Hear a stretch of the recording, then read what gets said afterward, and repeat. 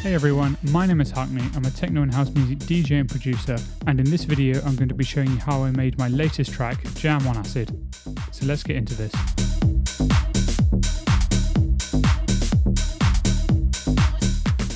Now we're moving on to the fun bit of the acid, and we'll begin with the acid bass line.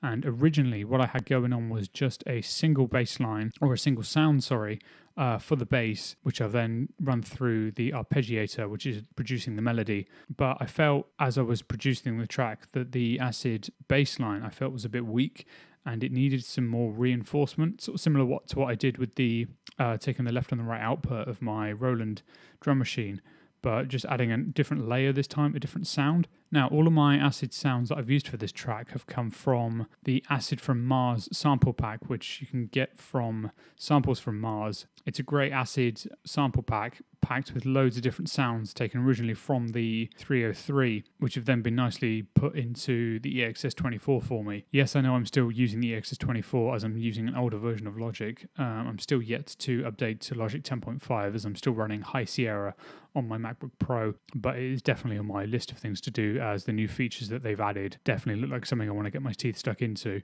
But for the moment, I'm still having to stick with a trusty old, very old EXS24, but I look forward to using the new sampler that they've got in Logic. But back to the acid, originally you had one sound, and on its own, it sounds fine.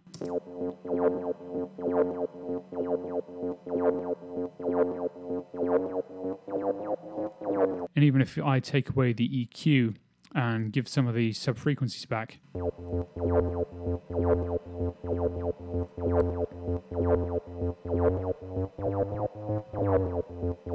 I still felt it was lacking something that it needed, whether it was some presence or something, but no matter how much overdrive, saturation, distortion I put on the channel, it was still lacking something, it was still lacking a certain character. So I took the decision to add a second bass line sound to the track to help beef it up a bit, and it gives me the exact result I was hoping for.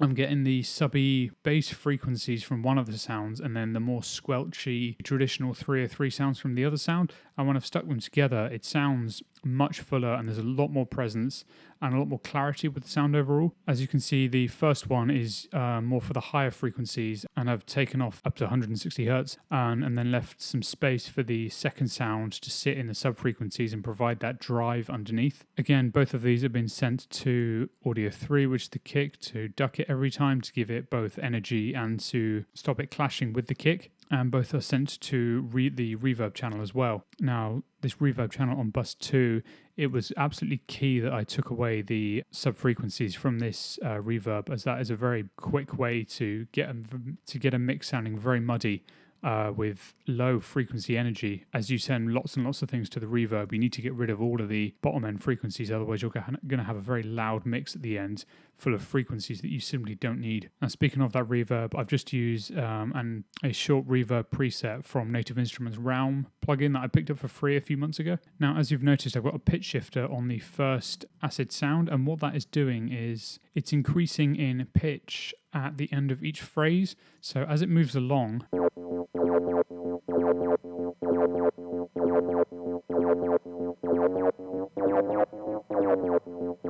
it just increases in pitch at the end of each 4 bars. Now, I could have programmed this in using the arpeggiator within Logic, using the octave range or something, but I just couldn't get that to sound natural within the arpeggiator here. Now, originally, as I was producing this, I felt that the bass line, now that I had the two different sounds, I felt that there needed something else to be a bit more distinction between the two sounds, because whilst I had one sound doing the squelchy bits in the higher frequencies and the mid frequencies, and then in the sub frequencies I had the second sound, I still felt it was missing some clear clarity between the two of them and some definition. Now, this is when I went through all of the stock Logic plugins and my own plugins just to find something, just to add a different element to this sound. And I eventually settle on using Logic's pitch shifter, which is obviously much more used to doing vocal work and not to be used on a bass sound, for example, on an acid bass sound as well. Now, what you can also see here as well is the cutoff of the two bass lines is the same throughout. It goes down, up, down, up, down, up, down, up. But what it does is it contrasts the cutoff automation of the lead sound. So whenever here, for example, the cutoff is increasing on the bass sounds, but then slowly decreases, or quite quickly decreases on the lead sound, and it's giving it that alternating feel. I took inspiration from a Boston 168 track where they have two acid sounds, and whilst one filter is turned down, the other one is turned up. And throughout the track, throughout the 5 or 6 minute track, each of the two sounds sort of alternate in clarity. So when one is sort of at the forefront of the track, the other one is sitting a lot lower and filtered out. And then slowly the automation changes, and so the second sound then becomes the focal point of the track for that part, and so on and so forth.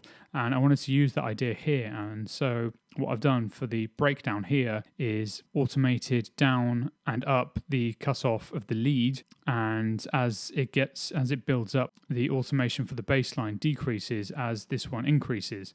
And then as we get to the second part, the lead filter decreases as the bass filter increases, and then the bass line becomes the more focal point of the track for this moment, whilst the lead sits in the background. And then eventually that begins to change as the lead increases and the bass decreases. This helps give the track a more dynamic arrangement, as you haven't got the lead sound just as the lead sound for the entire track. The lead sound becomes secondary for parts of the track, and the bass line then becomes essentially the lead sound. And it gives a lot more interest and a lot more variation within the arrangement, and adds a lot more excitement and interest as well for the listener, because each sound has more than just one role. Now, with the lead sound, what I've got going on here is, again, I've used some more Ozone Imager just to boost the presence within the sort of stereo width. This time I've used the distortion plugin instead of the overdrive plugin. I think this works really nicely.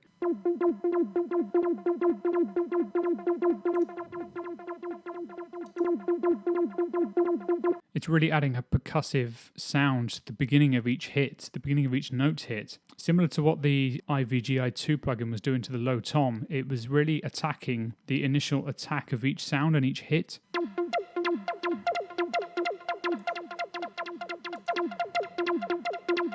Now, because the distortion was sort of creating this really percussive sound, I was getting this strange resonance sound in the top end that I didn't particularly like, which meant I had to roll off a lot of the top end EQ.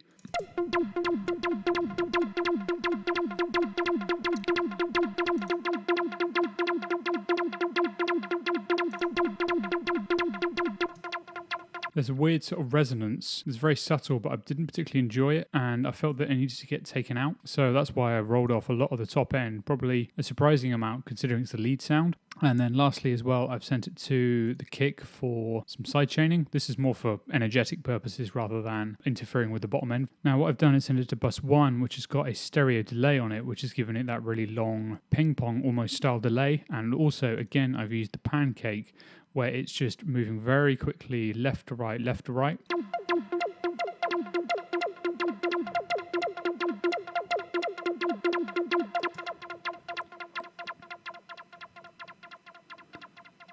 As well as that, it's being sent to a slightly longer reverb, which again I've used round for, and I'm using a really long delay, as well as sending it to the shorter delay along with the rest of the percussion to give it that consistent sound. Now the arpeggiator is interesting because what I wanted to do with this sound was use a different time division and to add a different dynamic to the track. Now as you can see here, I'm only using 3 beats when the track is clearly 4/4.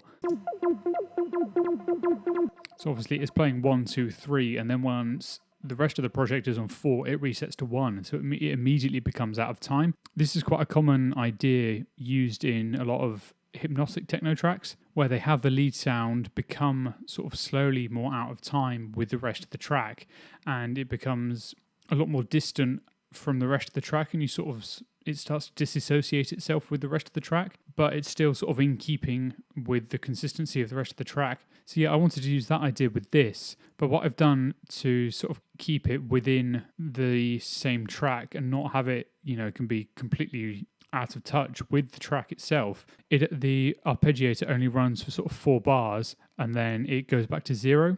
Whereas here, for these longer parts, I've let the arpeggiator just run free. So, and then it becomes more and more out of time with the rest of the track, as you can hear.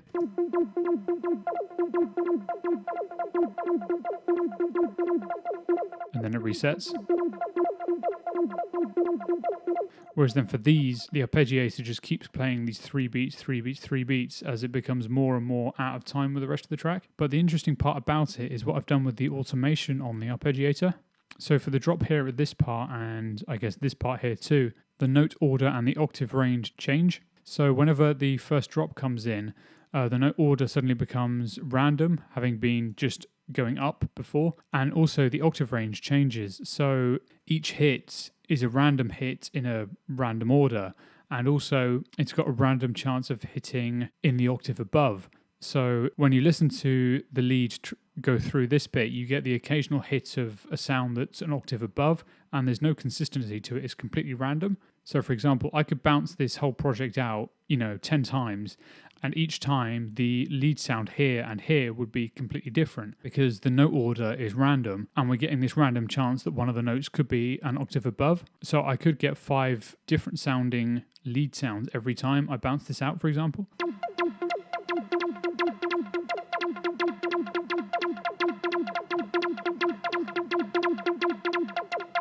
If you were to compare what you just heard then to the version that I've mastered and released, it will be different. And you could do this 100 times and you get 100 different versions.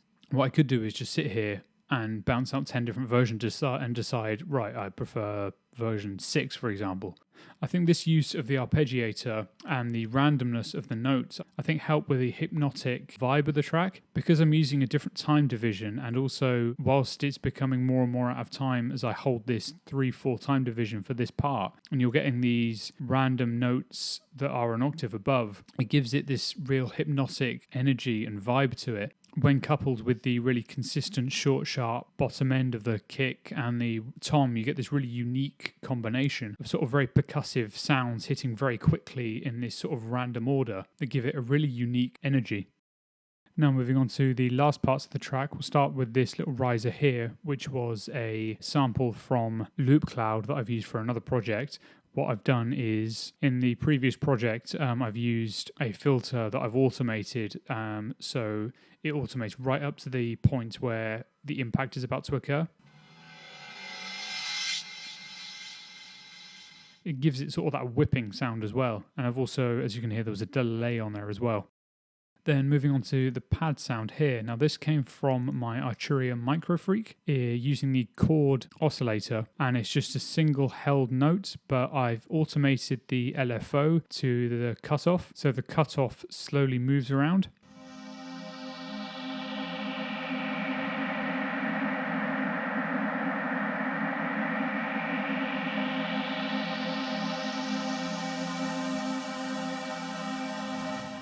Now, as you get closer to the drop, the rate of the LFO increases as well.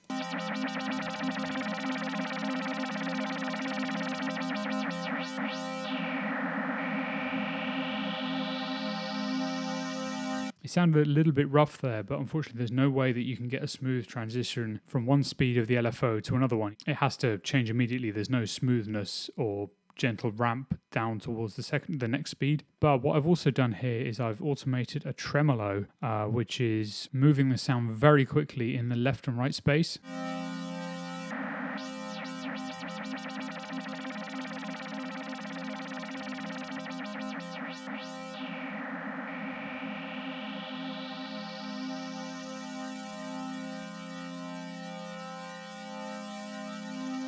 It's being moved around so quickly and so intensely between the left and the right channel. But to dampen this effect, because whilst I thought it was really cool, I thought that this, when you listen to it just then, you can physically feel the sound in your two ears and moving sort of between your two ears.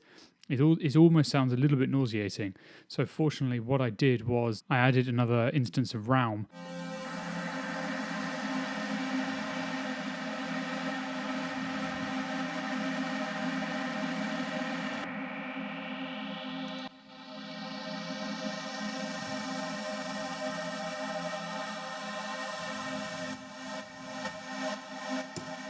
So using the reverb there, it just sort of dampens the effect of the tremolo, and it doesn't give it sort of that nauseating feel. Whilst I could reduce the depth, I also wanted to automate as you can see, the mix of the reverb. I wanted to sort of give it that long tail as it transitions from the build up into the drop. So I thought, okay, well, I'll leave the depth as it is and just use the reverb to dampen the effect of the tremolo. And then lastly, I've got this second pad sound, which came from 99sounds.com. I can't remember exactly which pack it is, but I'll flash it up on the screen now. But I used it in a previous project and just edited it to fit with this bit. And I've used this more for atmosphere rather than building up tension. But when you use it with the other pad sound, you get this sort of ethereal breakdown part, which sounds really, really nice.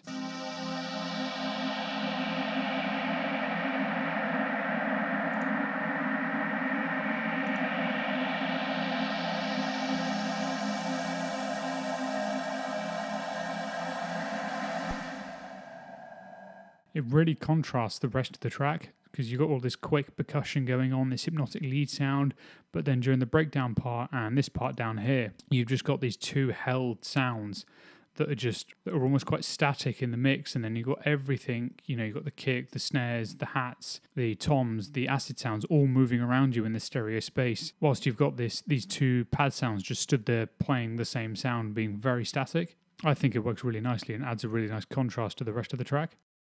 Overall, I'm very happy with how this track came out. It's a very quick and rapid-fire energy that comes from the bottom end with the kick and the low toms, which comes out really nicely, especially within the master as well. And then coupled with the bass line as well, that just sort of sits there playing this same rhythmic, arpeggiated sound. It gives it this really consistent, old-school acid feel. And then coupled with this really unique-sounding acid lead, with how hypnotic it is, especially with the random notes for 3 of the parts here as well, and how it's played in a 3/4 time division as well. It gives it this really unique contrast between this hypnotic lead with a really sort of rhythmic static bass, and then you've got this rapid fire bottom end and percussion, and then you've got this, again, another static sounding single note held pad sound during the middle and the end of the track. Now, the acid sounds, despite being samples, I think sound genuine and properly authentic, even though I haven't used the traditional 303 sequencer, but instead used the Logic arpeggiator. I'm still getting an authentic 303 acid sound that I'm really happy with, especially when I've used some overdrive and distortion. You can still get that really authentic, gritty, squelchy sound that you're looking for.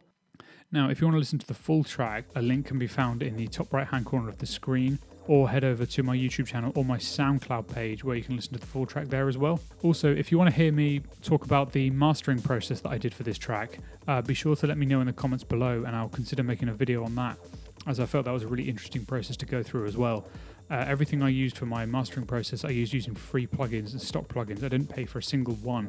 So I really think that this track has a unique vibe to it. Also, just to let you know what's coming up, between now and the end of the year, I'll be releasing a 3-track EP, which I'll be releasing these singles for over the next coming months. The first of which will be coming out at the end of July of this year, 2020, with the next 2 tracks coming in within the coming months. And hopefully after the EP, I'll have 1 or 2 more tracks being released as well. I'm also going to have some news coming up about my music being released and distributed across all streaming platforms. So if you want to find out when that's going to be happening, head over to my Instagram, which is @_Harknee.